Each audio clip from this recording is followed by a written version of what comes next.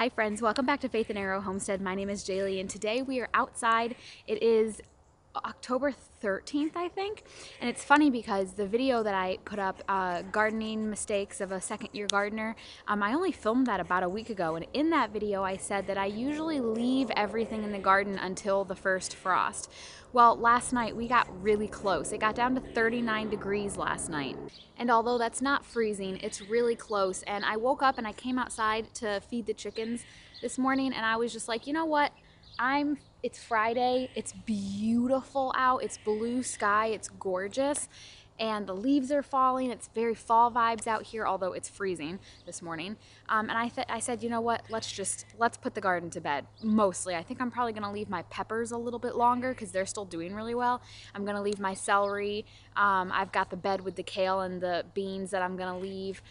So some things we're gonna leave, but for the most part, we're getting it all out today. And I'm in the mood to do it, so let's do it. I want to spend some time outside today. I'm going to let the chickens out and let them free range while I'm out here. We'll see how that goes with Cheeto being out here. He seems like he does well with them. He doesn't bother them when they're over by their run. And yeah, so we're just going to go ahead and put the garden to bed, and I will show you kind of what that looks like, and we'll just spend some time together outside today. First, I want to introduce you to somebody. This is Sparrow. This is the chicken that I performed the surgery on. You can kind of see right here where I did that. She's got a little scabby scab right here. It's been almost 3 weeks now since we did this surgery, and I would still not say she's out of the woods yet. She is very skinny. She eats really well, and I'm still giving her water with molasses in it. I'm not really sure why. I don't know if her body's not absorbing nutrients well. Her crop is emptying, so I'm not really sure what's going on. However, I've been keeping her in a dog kennel in the basement, and I've been doing a really good job cleaning it out. I don't have her standing in a bunch of her, waste or anything like that. I've been keeping it clean, but she just was not thriving. And it got to the point where she was starting to fall over, and I was like, oh my gosh, she's gonna die. And so I said, you know what? If she's gonna die, I'm gonna have her at least be outside in the sunshine.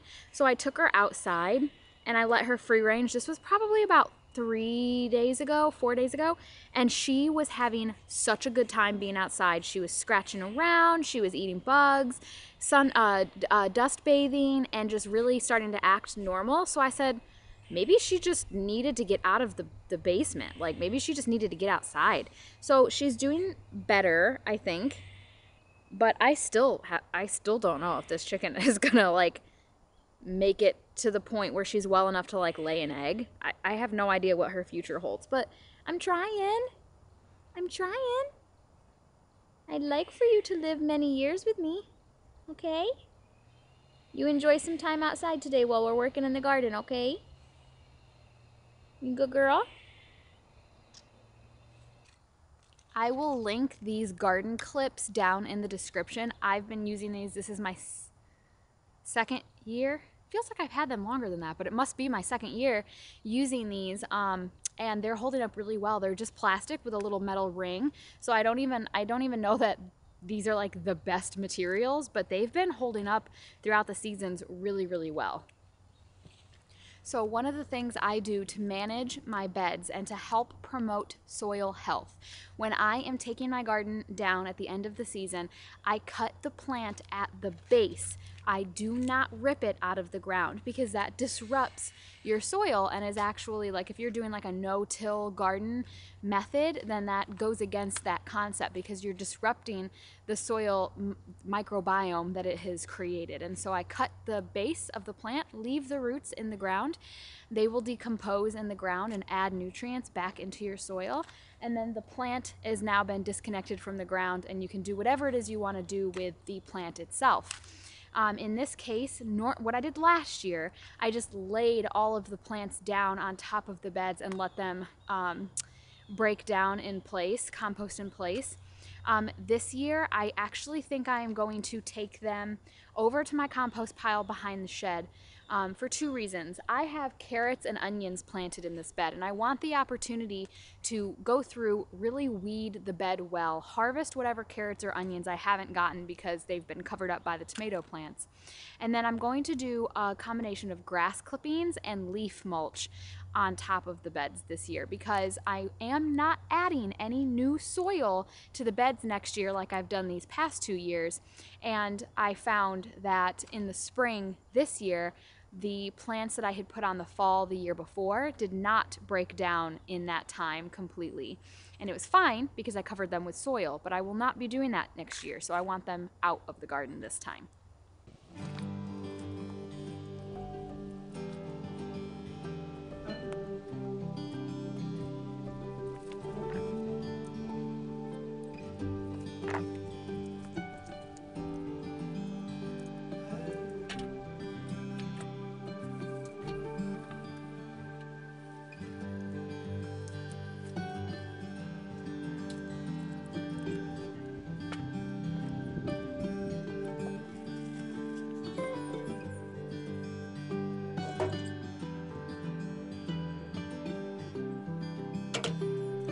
Now that I've got one of the beds cleared and the chickens have had their breakfast, how about we let them out and let them join us out here, get a little free range time in. I just have to keep an eye out because of a few things. Cheeto's out, so I have to make sure he behaves himself. Sparrow, my little infirmary chicken, I had her out with her sisters the other day and she was trying to fight them all. I'm like, girlfriend, you can barely stand up. Stop trying to get in fights. What are you doing? So I have to keep an eye on her, and then my bed that has my kale and my sugar snap peas and whatnot, I have to make sure that these little chickies stay out of that bed. So, but let's let them come out and join us on this beautiful day.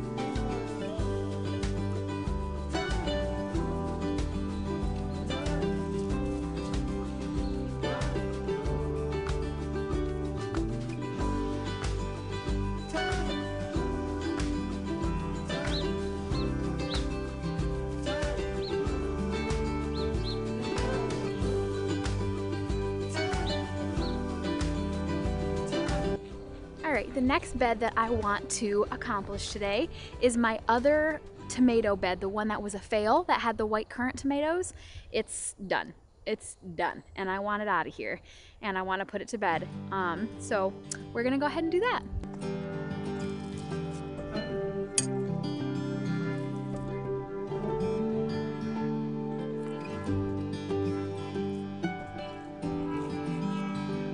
Those stupid white currant tomatoes, never again. They were wrapped around my Cosmo and I didn't know, and I gave it a really good tug. And it ripped my Cosmo. See, it's still like, it literally wrapped itself around this Cosmo. And I accidentally ripped it right out of the ground and it was still putting on blooms. Oh, I despise that tomato. I despise it.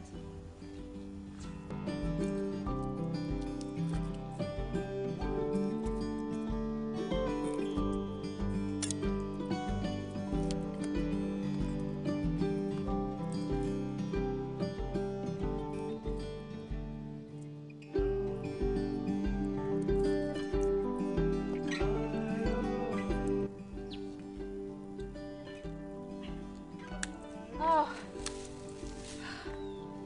I feel like I have been liberated from the plague of the white currant tomato.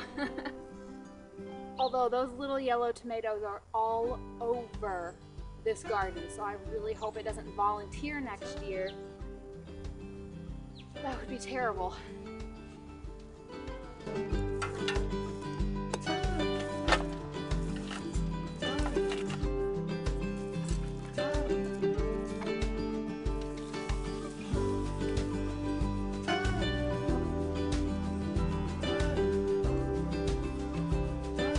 may have heard it said that Mother Nature does not like to be bare. If she is bare and you don't cover her, she will cover herself, usually with weeds. So I do not want to leave my raised garden beds bare over the winter time. It does not promote soil health. It's just not good. And so here in front of my chicken coop and run is where I have my husband deposit the grass clippings when he mows the lawn. They get rained on, the sun beats down on them, the chickens scratch through them, and this helps clear out any weed seeds that may be present in the grass clippings. So what I'm going to do, I'm going to collect them into my wheelbarrow and I'm going to spread them on the beds that have been cleared today.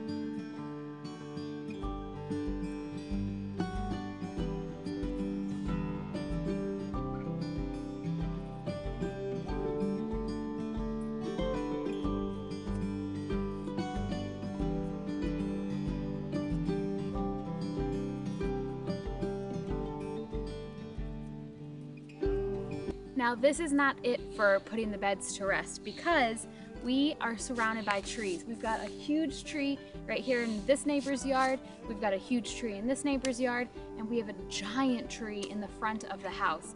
And so in the fall time, living in suburbia as we do, it is our responsibility to manage our leaves.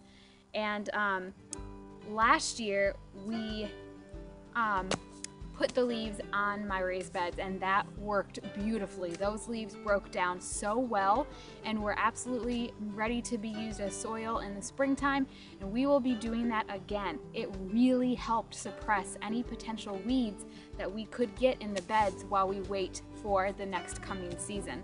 So I'm doing this with grass clippings, which is new. I only just started mulching with grass clippings this year. It's been working beautifully.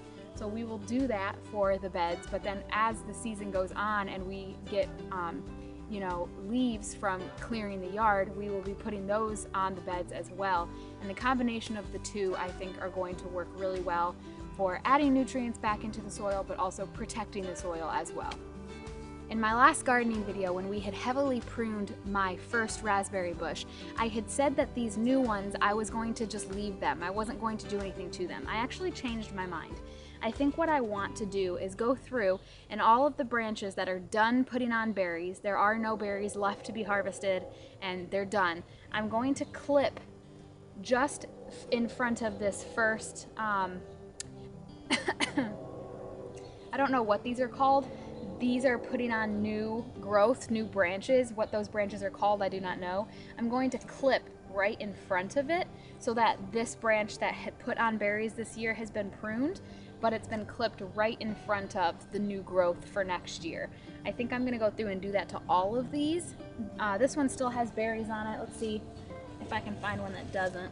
So this is actually a great example. Right here, nestled in front of this leaf, there is a little bud right here, and that is new growth. So next year, that has the potential to grow out into a new branch like this one and produce berries. This branch is done, it's done putting on berries, and so I'm just going to clip it right in front of that new growth.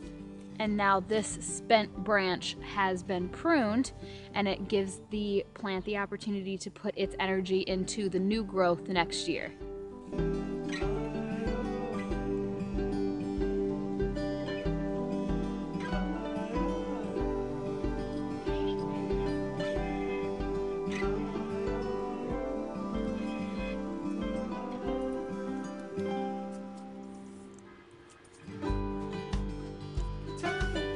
All right, it is now noon, like on the dot. I am really ready to go get some lunch, but I think I'm done out here for the day. Let me show you. So behind me here we have this first tomato bed, and it is cleared and mulched. And then here we have the zucchini cucumber bed. It is cleared and mulched. So those two beds are put to bed for the season. My pepper bed here I'm not ready to take down yet, so we're gonna leave it a little longer. My celery bed, same thing, not ready to take it down. This extra tomato bed has been weeded and mulched and put to bed. And then my onion bed, I went ahead and mulched it. It was already pretty well weeded, but I got in underneath the Brussels sprouts and got it all nice and mulched and everything. So we are looking really good out here. We're in pretty good shape. Obviously, I did not get to everything. As you can see, there's still a lot going on out here, but it's a great start. I feel good about the work we did today. Now I'm gonna go inside and get some lunch. I thank you guys for hanging out with me while we started to put the garden to bed. I can't wait to see you in my next video. Have faith and keep moving forward. Bye, friends.